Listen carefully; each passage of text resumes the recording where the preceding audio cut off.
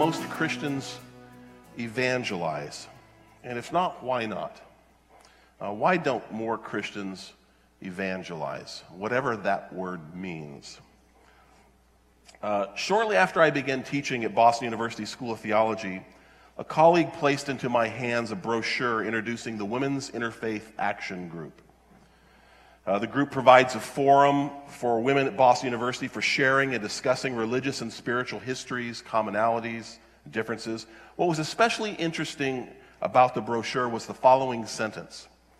Quote, "An environment of mutual respect is maintained in which members may freely share beliefs and differences without fear of disparagement or evangelization." End quote. Now, to evangelize means literally to offer good news or a welcome message. But clearly it doesn't always mean that today. In fact, evangelism is often experienced as a violation of respect and is entirely unwelcome.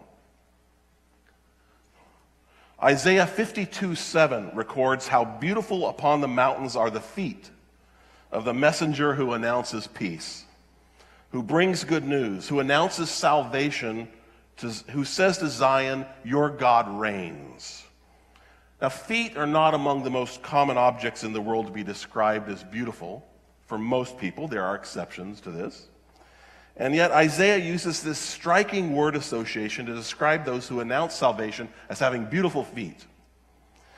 Why then are the feet of evangelists considered so ugly in our culture? The E word has become a dirty word, an embarrassment to the Christian and an affront to the non-Christian. Evangelism is perceived as an ugly practice, a practice that's wordy, arrogant, intrusive, annoying. In the words of Stephen Gunner, who teaches evangelism down at Duke Divinity School, evangelism for most people includes, quote, "doing things to people that they don't want done to them," end quote. For many people, both Christian and non-Christian, evangelism is neither welcome nor warranted. This is especially true in the context of interfaith dialogue, as the brochure makes clear that I mentioned. Barrier to mutual respect, to careful listening, to open sharing, to cooperation. But it's also the case in the wider context of an increasingly pluralistic culture where the very notion of evangelizing is automatically connected to an attitude of intolerance and superiority towards others, a belligerent and one-sided attempt to convert others to our way of seeing things, an activity that necessarily implies that those who don't believe as we do are somehow inferior, lost, or in error. For some, the word calls to mind a shameful history of forced conversions, inquisitions, fraudulent television preachers, religious wars, crusades, genocide, colonization, the ruthless expansion of Western empire throughout the world. But is it possible, nonetheless, to reclaim the E word as expressing something positive, vital, and beautiful about the Christian life? Might evangelism be lived out in our lives and in our congregations as a practice that calls forth the highest in our creative energies and imagination, rather than a crass exercise in marketing the church to consumers? "Beauty will save the world," said Dostoevsky in his novel The Idiot. And there's something quite right about this claim, although it shows up as more of a question in that novel. Despite all the advances in our technologies designed to attract consumers, despite the sophistication of our arguments designed to counter objections, despite all our programs designed to attract and help and ultimately win over converts. And the extreme of this is something called evangetainment. You ever heard of evangetainment? All these different kinds of ways you can entertain people into conversions. Ice cream bus ministries. Have you seen the latest Fight Church?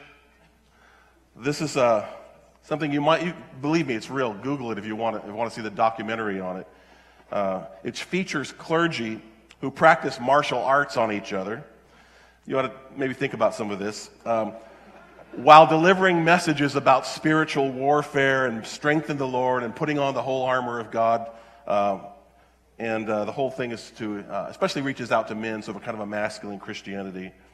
But perhaps evangelism It's not a practice designed in the first place to win converts or even to attract the unchurched. First and foremost, it's a witness to beauty. Not a beauty we might possess or grasp or buy or sell, master or contain. Not a beauty at all like this. Not a beauty that we're in a position to withhold from some people or bestow on others. For we're in no more a position to control or contain beauty than we are able to control or contain a sunset. True beauty always grasps us rather than our grasping it. And perhaps evangelism, if understood that way, would pay more attention to being faithful witnesses of that beauty rather than trying to make sure someone else is grasped by it. Let beauty do its work. Though we might recognize beauty, even participate in it, beauty somehow always exceeds us and defies our attempts to contain it. What we are called to be, however, is witnesses to beauty. Now, philosophers and theologians have long spoken of the three transcendentals: the good, the true, and the beautiful. And these are said to be interchangeable in some sense. What is good is both beautiful and true. What is beautiful is both true and good. And what is true is both good and beautiful. Christians believe that the gospel of Christ is simultaneously the greatest truth, the noblest good, and the most perfect beauty. Beauty, however, is widely acknowledged as the more forgotten of the transcendentals. And this is especially true among Protestants. Roman Catholic, Anglican, and Eastern Orthodox Christians have always insisted on the importance of art, architecture, painting, color, ornament, bodies, matter, and form in the expression of Christian faith. Protestants, by contrast, have a long history of resisting all of these and of individualizing, spiritualizing, and interiorizing Christian faith with enormous consequences, I might add, for evangelism. Fortunately, a lot of that is changing. In her provocative book, I recommend it to you, On Beauty and Being Just, Elaine Scarry observes, quote, "Beauty brings copies of itself into being," end quote. Think about that. What do we do when we see a beautiful sunset or a quiet lake reflecting the mountains around it? Quite often, not always, but quite often we take a picture of it, or we draw it, or paint it. In other words, we reproduce it. We stop and stare at beauty, which is another way that beauty inspires replication. We want to see something not just for 15 seconds, but 30 seconds, now for 45 seconds, now for a minute. In other words, we want to keep seeing it when we see it. We do not typically replicate beauty merely for ourselves also, by the way. Sometimes we do. Just paint something for ourselves, take a picture for ourselves. But quite often, when we see beauty, we think immediately of sharing it with others. We buy a postcard of what we've seen. We send it to a friend and we provide the caption, "Wish you were here. Wish you could see this beauty." People post the beauty they have encountered on social media. And now it's all the time, right? I mean, you see anything, it's got to go on social media. If you have a good bowl of cereal for breakfast, that needs to be announced on Facebook.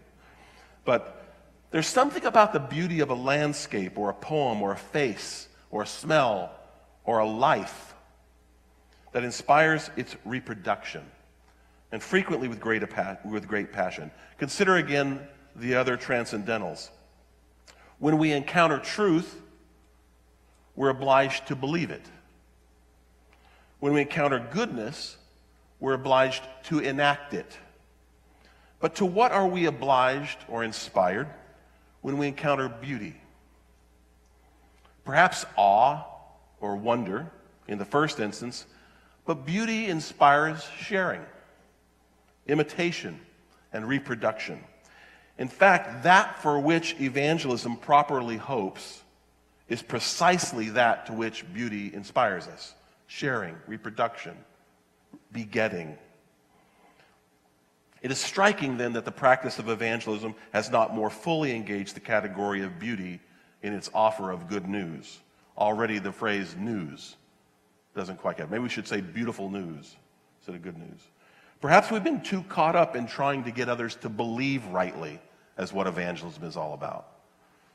Or perhaps we've been too caught up in trying to get others to act rightly as what evangelism is all about. But there's nothing as convincing or alluring as the simplicity of a beautiful life or a beautiful community. No wonder in the data from Finding Faith Today project, we see that the primary reasons people come to faith is other persons, a congregation, a minister, a spouse, a friend. If Christians are not inclined to share their faith, rather than browbeating them as pastors into some artificial program of evangelism, maybe it's worth considering whether faith has somehow become disconnected from beauty. Back to the transcendentals. When faith is solely preoccupied with truth, so that evangelism is aimed at securing belief, perhaps it's no wonder that the average person has little interest in going about evangelism. Especially if that's defined as the attempt to get other people to believe certain things. Most Christians, after all, are not that confident about what they believe. So if evangelism boils down to getting people to believe something, you're not going to get people doing it. Or if faith is preoccupied with goodness, so that evangelism is aimed at securing some kind of behavior. Again, perhaps it's no surprise that the average Christian has little interest in trying to get people to act some certain way. But when truth and goodness are connected to beauty, faith comes alive. Sharing faith becomes organic and natural. If what's being shared is a life, a way of life, people may be more interested.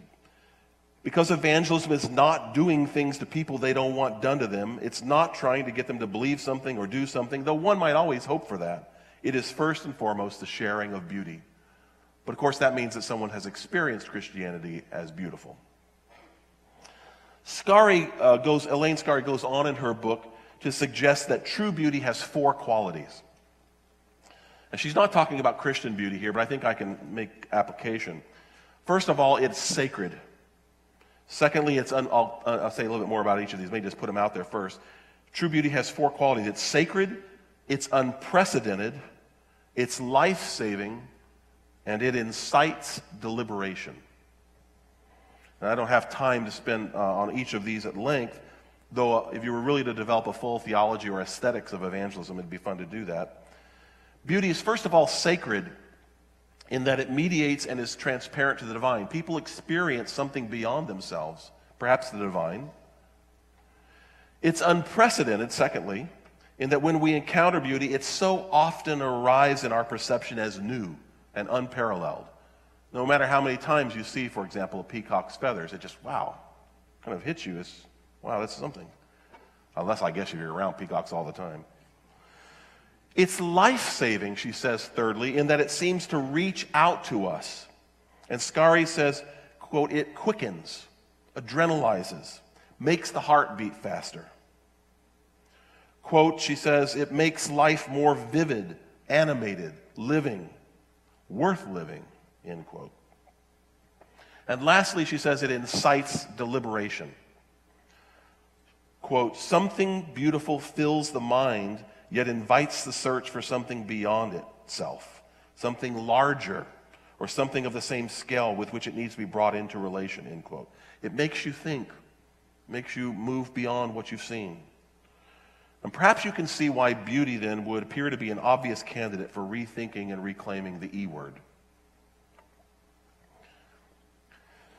There is, of course, a general kind of beauty to which Christians bear witness, the beauty you might find in nature or other forms of artistic beauty. As the psalmist says, the heavens are telling the glory of God, and the firmament proclaims God's handiwork, Psalm 19:1.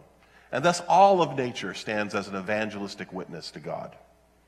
At the same time, Christians hold that saving beauty has a distinctively Christological form. We don't start with a general abstract conception of beauty and hope that by reflecting upon it we'll at some point arrive at Christian beauty. On the contrary, for the Christian, beauty is defined by the birth, life, actions, ministry, path, death, and resurrection of Jesus Christ. The pattern and form of his life is for us the pattern and form of beauty. We don't just start with what people find beautiful. We start with Christ as beauty.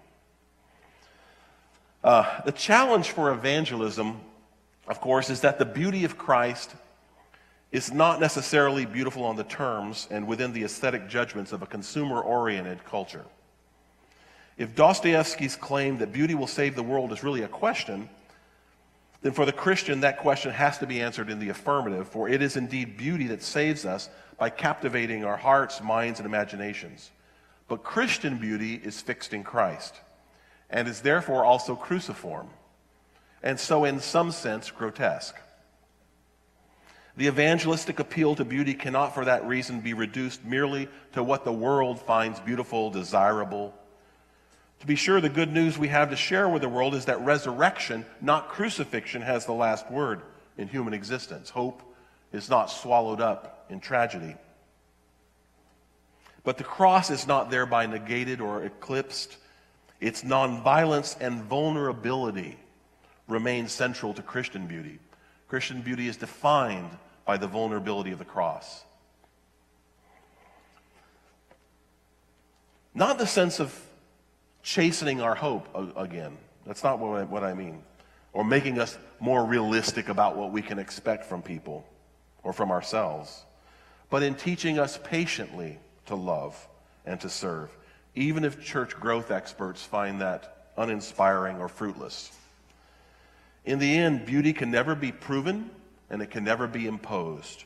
It can only be offered. In his profound book, Christ on Trial, another book I recommend to you, former Archbishop Rowan Williams explores the various accounts of Christ's trials in the Gospels, in each of the four Gospels. What surfaces in those accounts, especially in the Gospel of Mark, which highlights Jesus' silence before the Sanhedrin and Pilate, is the way Jesus stands outside the structures and languages of power by which he's being judged, and how little leverage he has in that world. Says Williams, quote, "The world Mark depicts is not a reasonable one. It is full of demons and suffering and abused power. How in such a world could there be a language in which it could truly be said who Jesus is? Whatever is said will take on the coloring of the world's insanity. It will be another bid for the world's power, another identification with the unaccountable tyrannies that decide how things shall be. Jesus, described in the words of this world, would be a competitor for space in it, a part of its untruth," end quote. Now, to say with Archbishop Williams that Jesus is not a competitor for space in the world is not to say that Jesus is distant or removed from that world, but rather that in his life, the way humans map their social relations through customary dichotomies, unities, and pluralities is being redrawn. As Williams puts it, he threatens because he doesn't compete, and because it's that whole world of rivalry and defense which is in question, end quote. One of the great challenges of bearing Christian witness in a consumer-oriented culture is the way that culture imposes conditions on us that constrict our social imagination, that constrict our imagination of what the gospel is, because we can only begin to imagine it within consumerist terms. Evangelism then becomes a competitor for space in a consumerist world and distorted. It becomes, in Williams' words, a part of its untruth. There is a word which, when spoken, is part of its untruth. You can't even evangelize within that logic and say the good news. The pacifist logic of evangelism, of offering something without trying to impose it, is instead now transformed into a logic of competition and production that claws at the levers of power and so tries to lay claim to truth as a possession. As Williams notes, quoting from Anita Mason's novel, The Illusionist, quote, "There is a kind of truth which, when it is said, is untrue," end quote. It's possible to offer Christ under the conditions of consumerism and simultaneously to contradict the very form of Christ's life and offer. The challenge for Christians, of course, is on one hand to bear witness to the good news in ways that makes it incarnate, and thus a present and habitable possibility for other people, something they can imagine inhabiting. While the beauty of Christ can be announced to the world needs to be able to touch it, to feel it, to try it on, to taste it. At the same time, and here's the challenge, on the other hand, the challenge is to incarnate that beauty without contradicting it in the very act of offering it or speaking it. As Williams puts it, quote, "The challenge remains to reimagine what it is for God to speak to us as God, not as a version of whatever makes us feel secure and appears more attractive than other familiar kinds of security. For if our talk about God is a religious version of talk about human safety, the paradox is that it will fail to say anything at all about salvation.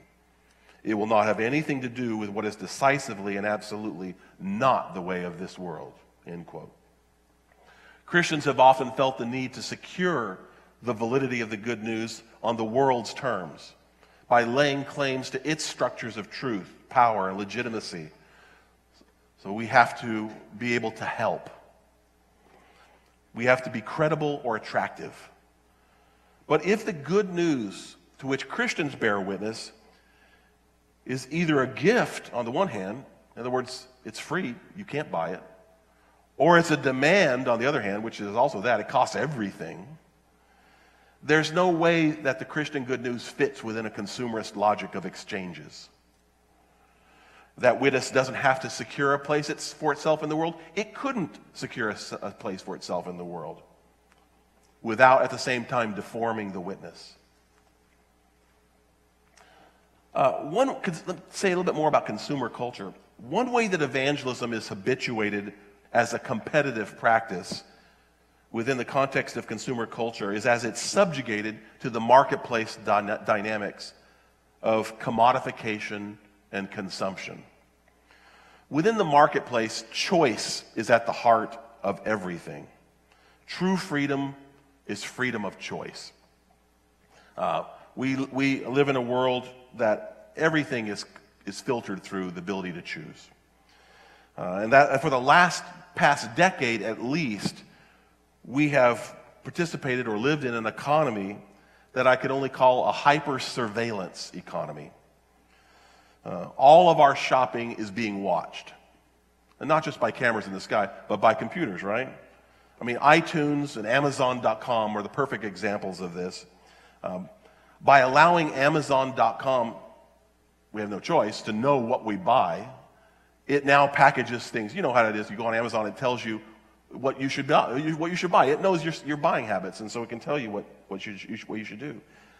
And so it is that our own unique creativity, individuality is, and our freedom turns out to be just another form of subjugation to the marketplace. We have this very straight-laced, sort of conservative church historian at Boston University School of Theology. His name's Christopher Brown. Did you ever have any classes with Dr. Brown? I don't know, was he there? He was telling me the other day that he went on Amazon.com to check his book, which is entitled Singing the Gospel, Lutheran Hymns and the Success of the Reformation. Really boring book. Nah, I'm just kidding. Singing the Gospel, Lutheran Hymns and the Success of the Reformation. And sure enough, there on the website, customers who bought this item also bought Hitler's Mein Kampf. And he was laughing about that. I want everyone to go out and buy both of those books and keep buying them together so that someday Amazon will start packaging them together. You know, they bundle books together. I think that'd be hilarious. Religion, far from being an exception to all of this, is pretty much the rule. Indeed, religious traditions have proven themselves very susceptible to the processes of commodification as their leaders, beliefs, and institutions are disciplined for the market, and their symbol systems and practices and narratives, material objects exploited for marketing purposes. They're in films. Vincent J. Miller, in his book Consuming Religion, another good book, points out that commodification has two important and interrelated consequences for religion. First, what happens is that elements of religious traditions are fragmented into discrete, free-floating signifiers, abstracted from their interconnections with other doctrines, symbols, and practices. People sort of just pick and choose what they want, or they just kind of float separate from traditions. I'll continue quoting from him. This abstraction of elements from their traditions weakens their ability to impact the concrete practice of daily life. Deprived of their coherence with a broader network of beliefs, they are more readily put to other uses as shallow signifiers of whatever religious sentiment we desire. The second consequence concerns practices. When abstracted from their conditions of production, that is, from their communities of origin, practices are deprived of their links to the institutional and communal settings in which they shape the daily lives of religious practitioners. So, for example, to unpack that a bit, we find the images of the Dalai Lama or Gandhi in Apple computer advertisements with the tagline, "Think Different." And those are great guys to begin to think different about, but see how who they are and what they really are religiously now is abstracted for some other purpose. Moses and Jesus action figures now surface in a child's toy chest right alongside the Little Mermaid and Mr. Potato Head. All religions are made equal by consumerism, not because of some pluralistic theology behind it all. Rather, equality within consumer culture means that religious symbols, narratives, and practices are equally capable of being consumed and disposed. To use Miller's words, as things to be played with, explored, tried on, and in the end discarded. Take a little chanting here, maybe some beads here, maybe a meditation practice here. In consumer culture, religion is subjected to the laws of the marketplace through two interrelated dynamics, whereby first, traditions are pillaged for their symbolic content, and then that's repackaged and recontextualized in a way that jettisons all the communal and ethical and political consequences. And so you get this sort of what John Berthrong has called a divine deli of religious traditions, and people pick and choose. I don't know if this area of the country is, are you in a buyer's market or is this a seller's market these days? Buyer's market? This is a great time to buy in central Pennsylvania. If you've ever tried to sell a house in a buyer's market, it's hard. Usually we do one of two things. We either hide certain things in the house, right? You paint over something that's falling apart or a wall that's stretching around. Or you reduce the price. You either hide or reduce the price. Christianity is in a buyer's market when subjected to the processes of consumerism. And no wonder that for the Christian church, we're tempted towards one of two strategies. Either we hide the tough parts, the radical parts. We don't mention those in evangelism, if we ever get to them at all. Or we reduce the price. It's kind of interesting the way the market shapes evangelism. Of course, there have always been plenty of ways that Christianity has been fragmented or rendered incoherent or disciplined by other structures so that its capacity for challenging the status quo gets eroded. There's no good reason to pretend that Christianity has met in consumer culture its greatest enemy. But it's worth noticing not only the way the dynamics of commodification hollow out the Christian good news, but also the way Christians themselves have become habituated to the marketplace by incorporating the dynamics of commodification and consumption into our own practices. Even just finding out that one of the number one reasons people pick a congregation is welcome begins to make us think that, wow, we got to start really doing things or people won't come. You know what I mean? We get so, it's so tempting, it's so seductive to try to fit into the marketplace. So, for example, when evangelism is undertaken as a competition for space within consumer culture, it finds itself shading out particularities. things that are too exclusive, things that are too strange, in favor of a more generalized spirituality or some vague religiosity that smooths out rough edges. Now, all right,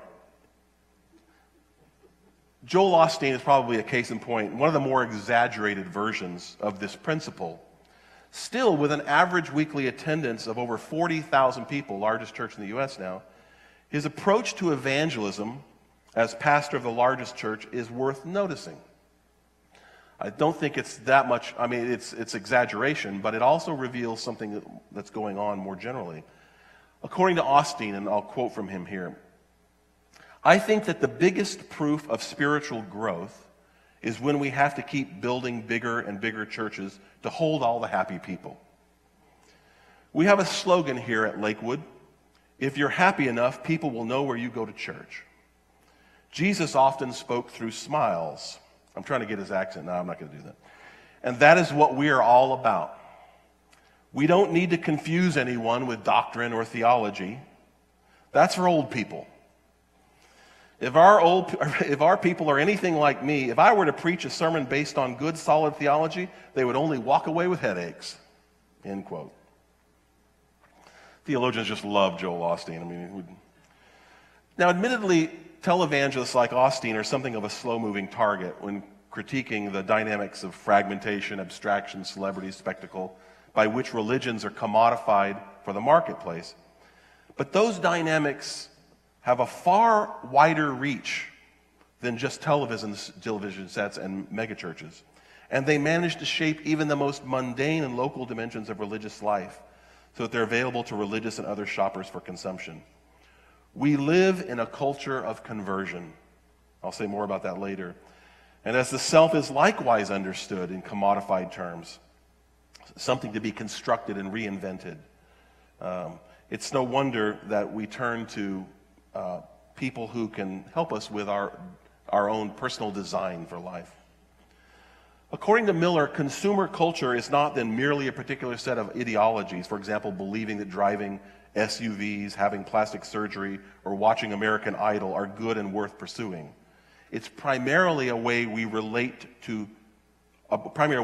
to beliefs, a set of habits and interpretations and use that renders the content of beliefs and values less important.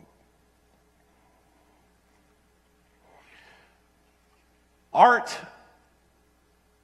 broadly understood, is an ally for evangelism, given its capacity for moving the whole person and thereby bringing lasting change to the world.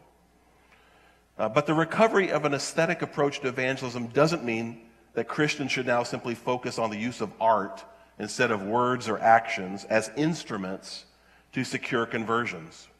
A more thorough rethinking of the E word is required than that. Beauty resists its instrumentalization. It's being turned into a tool, a device that might work better than other devices to achieve conversions. And so the final point I want to make this morning in this session has to do with the relative uselessness of Christian beauty. Perhaps that's why beauty has become so unappealing to evangelists and church growth experts. By connecting evangelism to beauty, I don't mean to suggest that we find more or better ways to attract people to good news or just simply use art more in church.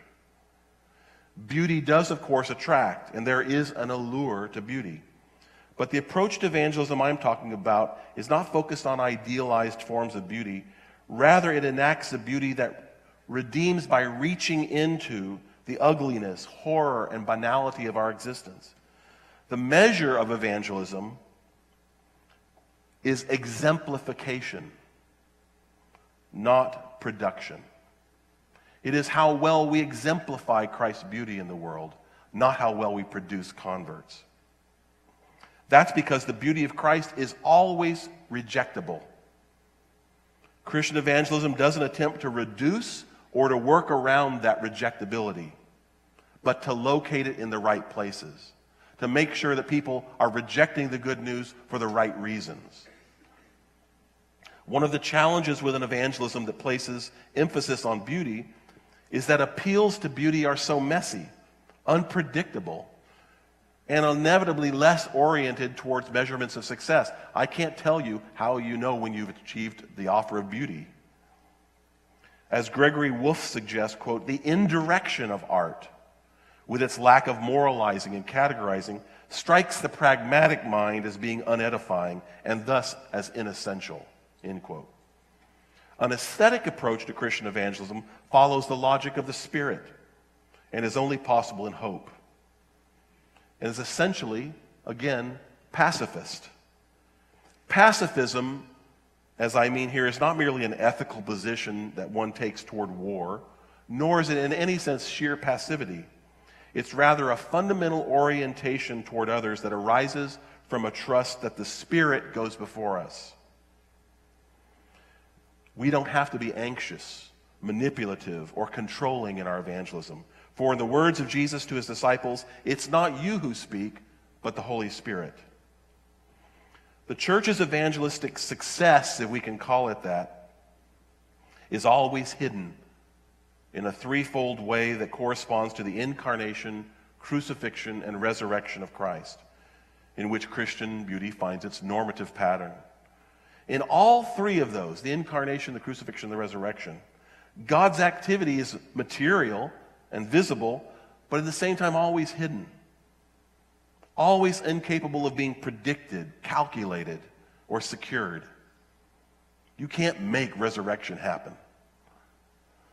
Christians practicing evangelism throughout the centuries have frequently resisted this pacifist dimension in an effort to reach the world effectively and expediently and to secure victory in begetting more Christians. So this guy, it's a shame that I couldn't reach you with God's message. Perhaps the deacons will have better luck. And they're standing there with some batons. They're ready to go at it. Whether this kind of attempting to secure conversions has taken the form of political or cultural arrangements that attempted to guarantee the triumph of Christianity, or emotional manipulations such as those associated with 20th century revivalism. I grew up in the Church of the Nazarene, still an ordained elder in the Church of the Nazarene, actually. I'm a Methodist wannabe. But I grew up sitting in a lot of revivals, and the emotional manipulations that would go on, I can still remember. Or the intellectual gymnastics of Christian apologetics on both the left and the right, trying to defend positions. A common denominator in many Christian evangelistic strategies has been their basic distrust of the Holy Spirit to work through the simplicity of Christian beauty, lived out in the daily practices, habits, gestures, and social patterns of the Christian life. Instead, evangelism gets carried out as if it's either a sales campaign or a military operation, both of which, by their very nature, follow a practical logic other than by the Spirit. While Christian witness is necessarily visible, the Spirit's activity in the church is an article of faith, which we have no historical guarantees. But the work of the evangelist is simply an invitation, as Philip said of Jesus to Nathanael, come and see. The question in our time, however, is whether we're giving the world anything to see. That's why Shane Claiborne is right on the money when he says, what we need is not more churches, but a church. Evangelism is not only a matter of giving the world something to see, but also cultivating a way of seeing, the nurturing of a basic aesthetic sensibility of what is truly beautiful. This is one more reason why evangelism is an inherently ecclesial practice. For however personal may be the evangelistic invitation, it requires incorporating persons into the church as, to use Timothy Gorange's description of art, a school of attention. The church is a way that people can begin to be schooled into attending to proper beauty. This is also one of the reasons why people need to belong before they believe. I'll talk about that more in the third session.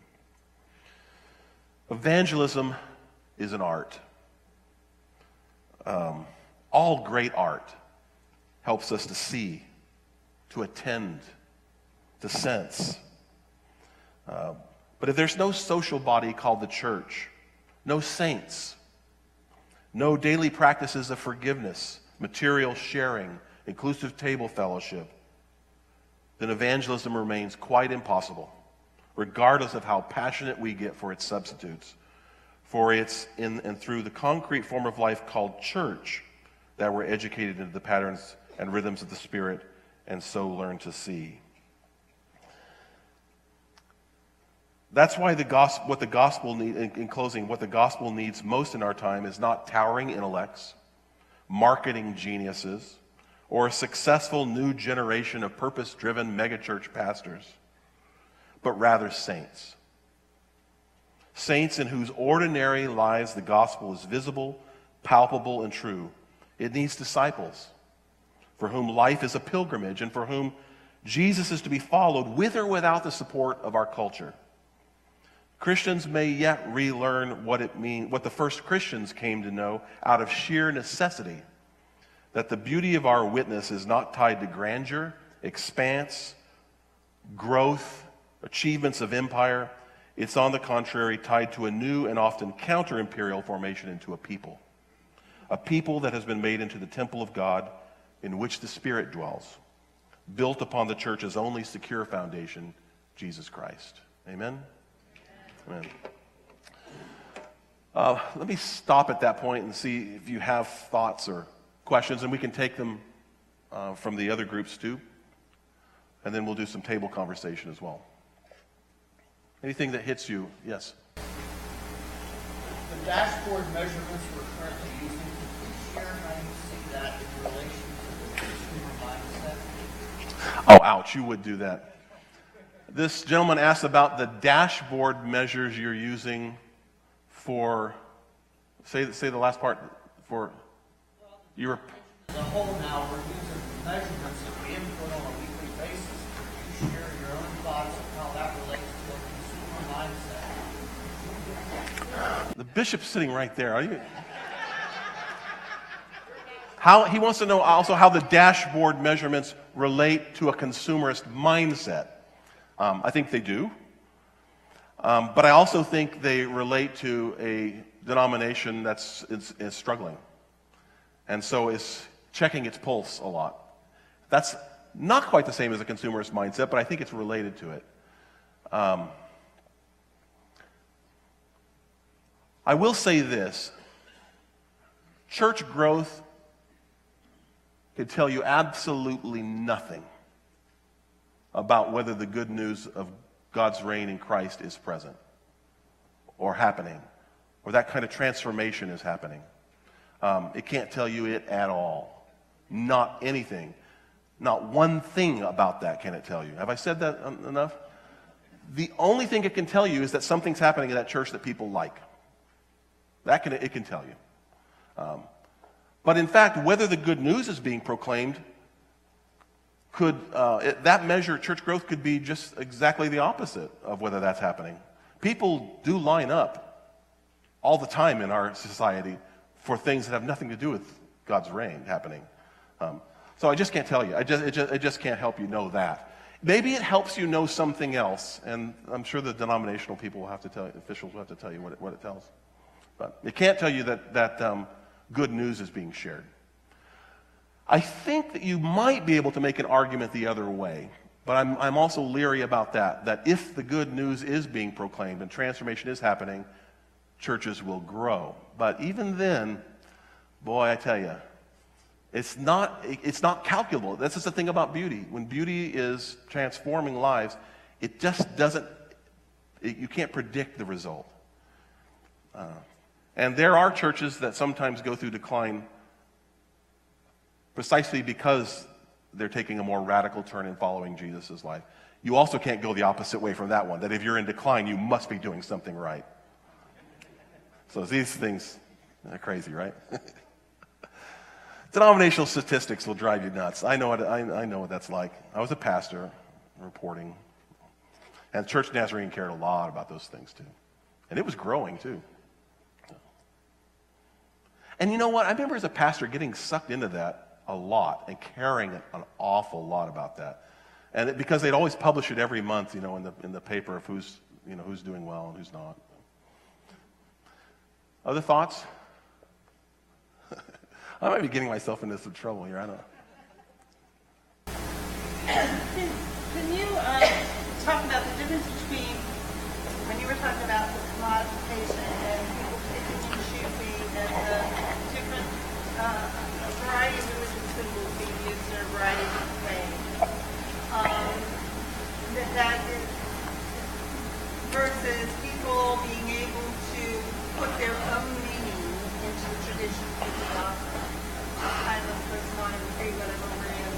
The question is about saying a little bit more about the commodification of our symbols and practices so that people are sort of constructing their own personal religions.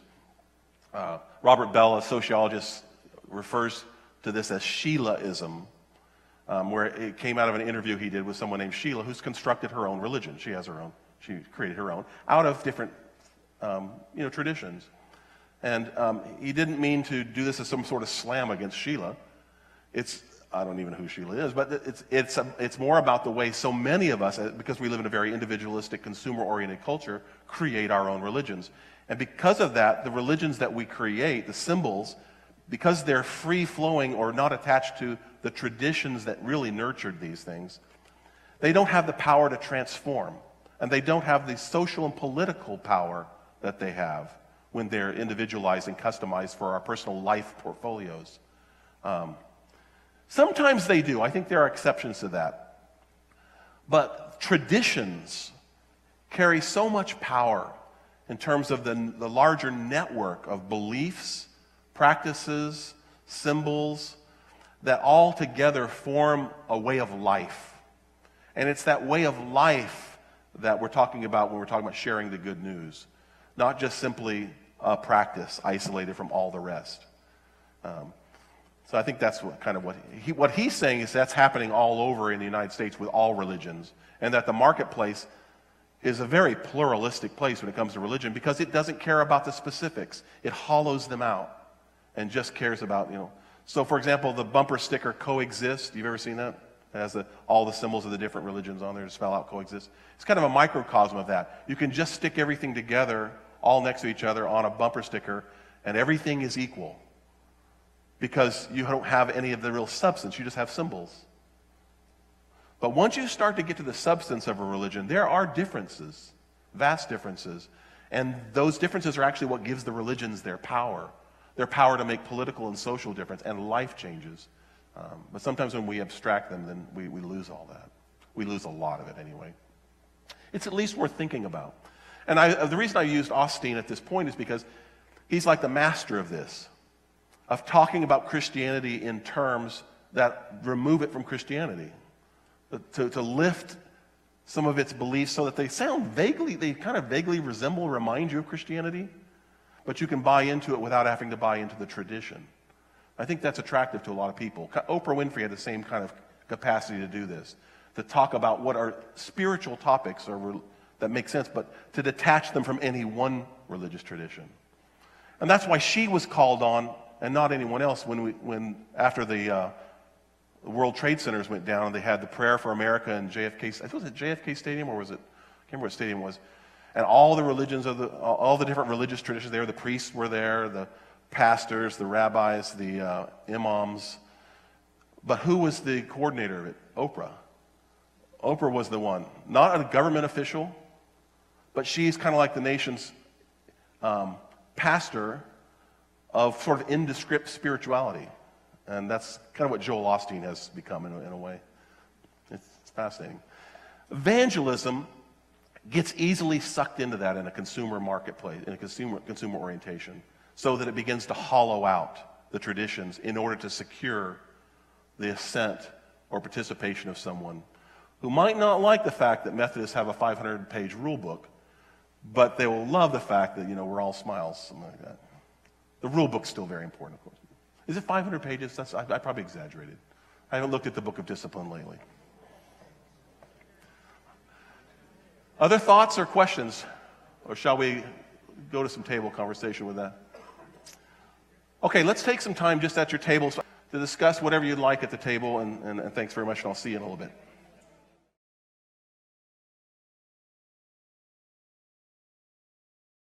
The last time we have to get together here before lunch, I'd like to do is hear back from different ones of you at the tables, hear a little bit of your conversation, if you've had any insights there or questions. I'm happy to take more questions, but I'd also be very interested in hearing your insights from either of the two discussions we've had. But did anyone want to report back from a table? Any insights you had? Yes. Of the three transcendentals, the good, the beautiful, and the true, you seem to be laying emphasis today on the power of the beautiful. It seems to me that you're suggesting that it is the least polarizing of the three, that somehow we have argued ourselves through various criticisms and redactions into a corner with the word, and that we have our good deeds have begotten too political, so now we have left the beautiful. And the beautiful is conveniently vague. I did not say that.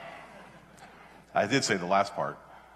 But it is true, isn't it, that when it comes to truth, it's very polarizing, and action and the good is very polarizing. I can imagine the beautiful being polarizing as well if it got more attention. And I think actually there are some pretty polarized views on what's beautiful in the world. Still, it has. I think it has because of its indirection.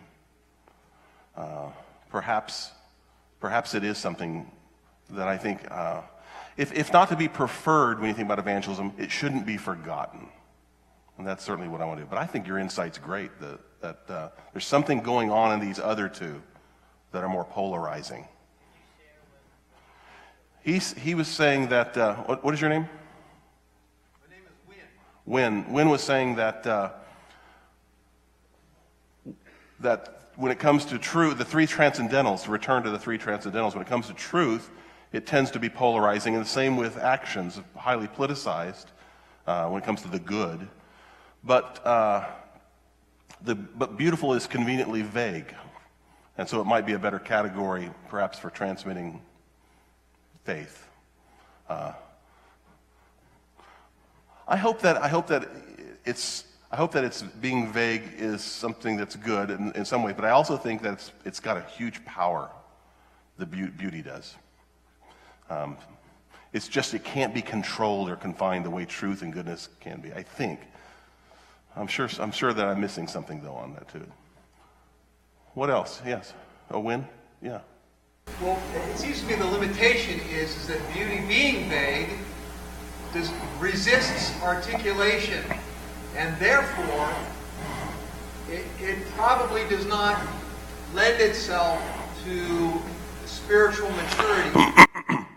I would say I definitely don't agree with that, and we'll say why, because I think that precisely for the reasons I'm talking about Christ being central to how we think about beauty, it has a particular form. Now we'll still argue about what that is, just like anything, I suppose, but for the Christian, I explicitly don't want to say that beauty in some sort of incoherent, vague way is what we're after. It's cruciform, Christocentric beauty that we have to offer the world. And it's a way of life that is Christocentric. And ways of life can be very concrete, very specific, but they're not simply about believing certain things or acting the good out or having a particular morality. It's not even about truth or morality. It's about a way of life. And that I think can be very concrete. Other thoughts?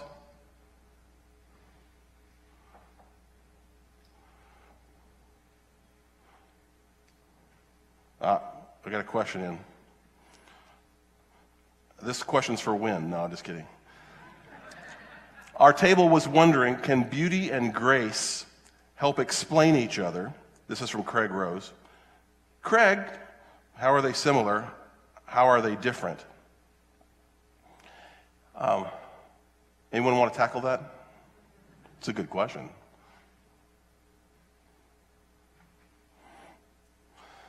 I think grace is a great category to put in dialogue with beauty. When you think about the Spirit in our lives and its power, its healing power, it's hard to quantify that or predict it. But I think it does fall into the category of aesthetic. I mean, it's a very real, very real power that transforms. But grace is also something that cannot be predicted or calculated. Grace, though, also transforms and helps us to live a good life. And it also reveals, right? So, I mean, revealing grace is grace. Scriptures are revealed by grace. So grace, I think, if you're going to stick with the transcendentals, and I'm not sure how long I want to stick with the transcendentals before I finally give up on that line, but I do think that grace can interface with all three, and should interface with all three. But I don't think I think beauty is the more forgotten of the transcendentals, especially when it comes to grace. The power of art or architecture or a life to convey God's grace rather than reading Scripture. The other many ways that we transmit God's love. Thanks, Craig. Other thoughts? Or anything from previous session, too? Have you had questions that came up at your table about any of the survey responses, or things that we should be asking, or that you wanted to know more some way about what we're finding? I'm happy to try to answer that, too. We can go there. Yes? Do you think you could use some of the same adjectives that you used for beautiful to, like, reproducing itself in the good? For instance, like, the good would be like a mission trip, and people experience the good, and they want to reproduce that goodness somewhere else. Yeah, I think you can. I think it is. A lot of the same. I think it's the same with truth. When you know the truth, you want to tell it. When you see the good, you want to do it, and you want to do it with other people. You want to share it. You want other people to do the good as well. So, I mean, it is reproducible. Beauty may, though, be a dimension of those, in the sense that there's something about truth that's so beautiful, you want to share it. There's something about goodness. What happens on a mission trip is so beautiful. So, I mean, I think that crosses over, too. Okay. I wouldn't want to confine it to that. I think you're quite right. Okay. A question from Paul Amara, I'm not sure that's the right name, 44th site. How do you express church beauty in the secular world to make the secular world spiritually beautiful? How do you express church beauty in the secular world to make the secular world spiritually beautiful? I think there are instances where the church is beautiful for the secular world. But I'm not sure about the second part of that. I mean, how Christians are beautiful in the eyes of the secular world. I think more often than not, that's probably, well, I think actually there's some truth to that. People do see beauty in the church, but how to make the secular world spiritually beautiful. I'm not sure about the connection, Paul. Does anyone else have a response to that? Yes?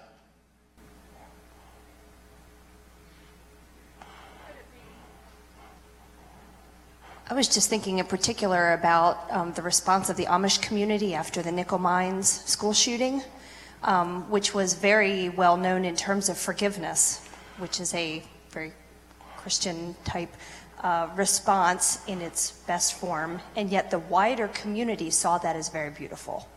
Yeah. Even those who are not Christian responded very favorably and were touched in a very profound way by that church being beautiful in the world. That's a great example. And if I understand Paul's second part of his question, in a way, we're not only being beautiful before a secular world, but we're creating beauty within the secular world as we do that. So if I understand his question right. Did someone else have a remark about that? Bryan Myfelt writes, in a competitive society, especially getting the kids to soccer, how do you get to present beauty if you don't compete for the time?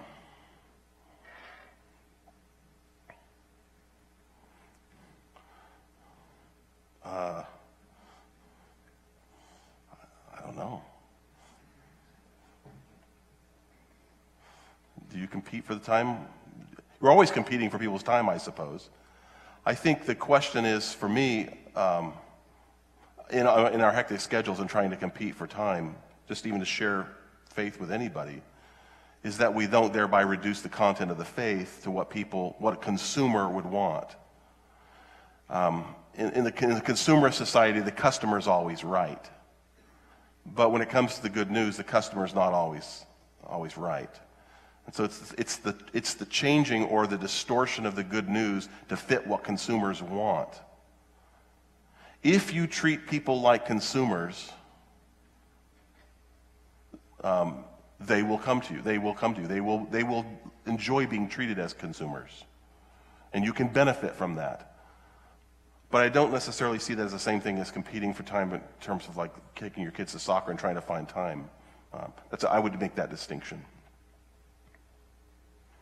Yes? Why isn't there beauty in that activity? I think there is. I couldn't agree more. Rather than seeing that as something over here, yeah, I think that's where you're going. Yeah. So why does it have to be something over against? Yeah, good. For me, the power of beauty comes in my connecting it with the image of God or the birth of my grandchild. And I can look into the eyes of my grandson, my granddaughter, and immediately see fearfully and wonderfully made. You know, here is a marvelous miracle. I think when I look at pictures, if I want to share, and by the way, I do have pictures and video of my grandchildren. If I want to share that, I'm beckoned to share their beauty, even though I think it is true that there are no ugly grandchildren to the grandparents, but that may not be appreciated as much by others. That's a grace. I mean, what you're talking about there is, and there's no other category for. I mean, there's no way to quantify that or to prove it. Like you say, it just is. It's the power of that you experience. Although I don't know if I would experience it if I looked at your grandkids. Maybe I would. That's why it's a bit subjective. At the same time, I still think we can fall back on Christ's life, birth, life, death, and resurrection as a form by which we measure beauty.